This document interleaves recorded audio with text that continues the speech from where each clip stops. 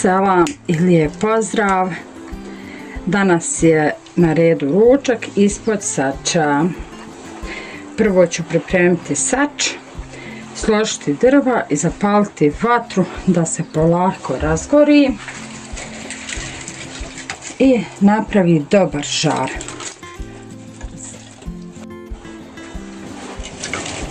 Dok drva lijepo izgore, nevjesta priprema sastojke i tako da ćemo baš zajednički porodični ručak pravimo zajedno. To je to. Sad spuštam sač i sada nek se zgori. Kada žar bude spreman, nevjesta će donijeti tepsiju i ide ispod sača. Tada počinje onaj najljepši dio. Čujte kako pucketa.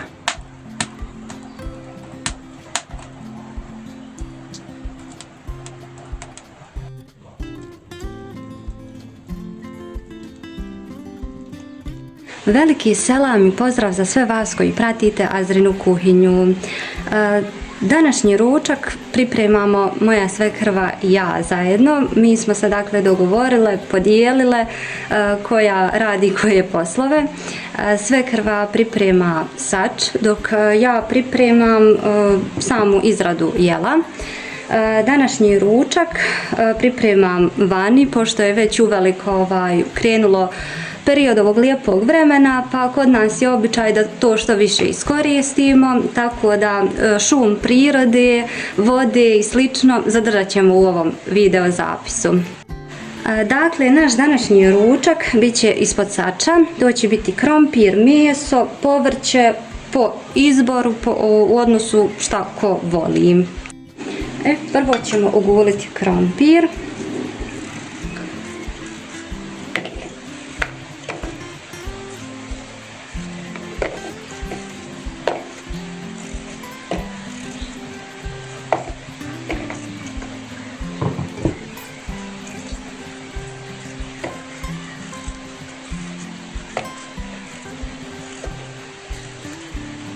Količinu namirnica birate vi, u zavisnosti koliko vas ima, pošto je nas mašala puno.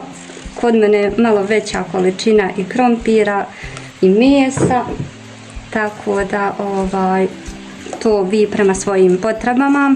Ovo je jedna vrsta, ja kažem, ručka koji možete pripremati na više načina. Možete mijenjati vrstu mesa, također dodatak povrća kojeg volite, uz to može se dodati tikvica, mrkva, brokula, sve zavisi ko šta voli i može jako lijepo da izgleda sa različitim bojama u tepsiji i što bi se reklo ljetno šarenilo.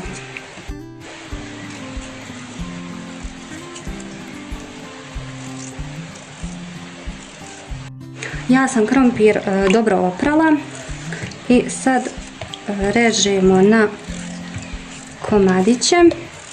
To ćemo sve da prebacimo u tepsiju. Dodat ćemo meso, dodat ćemo paprike i sve ćemo začiniti suhim začinom. Također ćemo dodati i ulje, malo ulja i manju količinu vode da bi ručak bio što sočniji.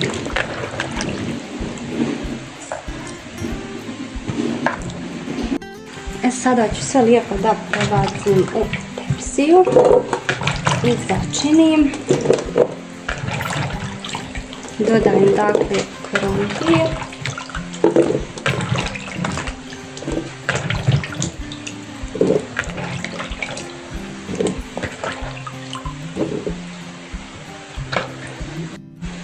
Zatim stavljamo meso.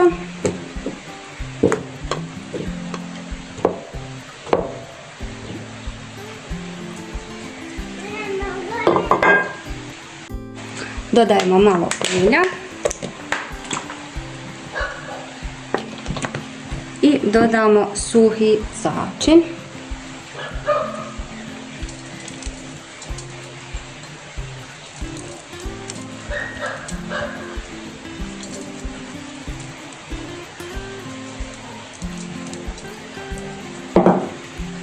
Sve dobro izmiješamo.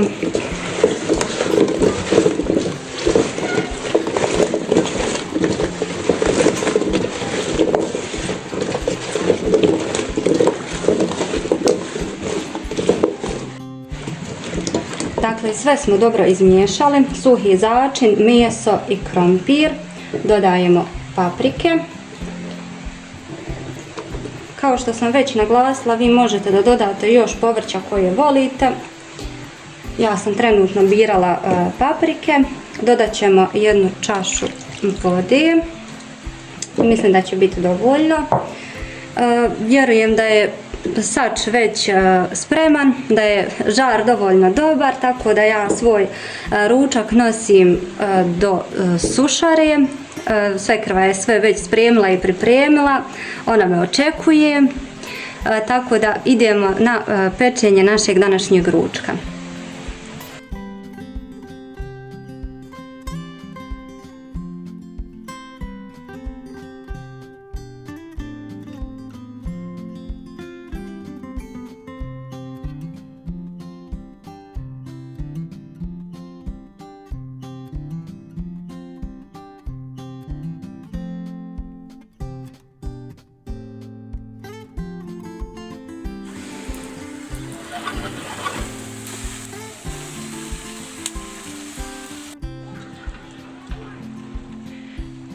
Evo, peče se, mašallah.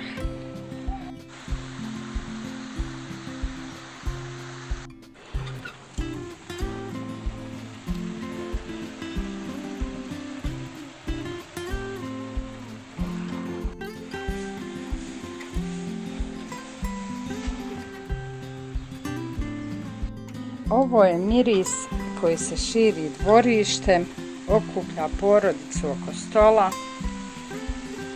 Polako, bez žurbe, a meso i krompir će upijati sve okuse dok se ispod sača stvara onaj posebno zlatna korica. A kuhanje ispod sača nije samo priprema hrane, već pravi mali ritual. Pucketanje žara, evo vidite dole ispod, miris dima i strpljenje, čekanje da se ručak ispeče daju svakom zalogaj koji posebno ukus ima. A nema ljepšeg osjećaja nego kada podignete sač, a ispred vas zamiriše odličan pečen ručak koji vrijedi svakog trenutka čekanja.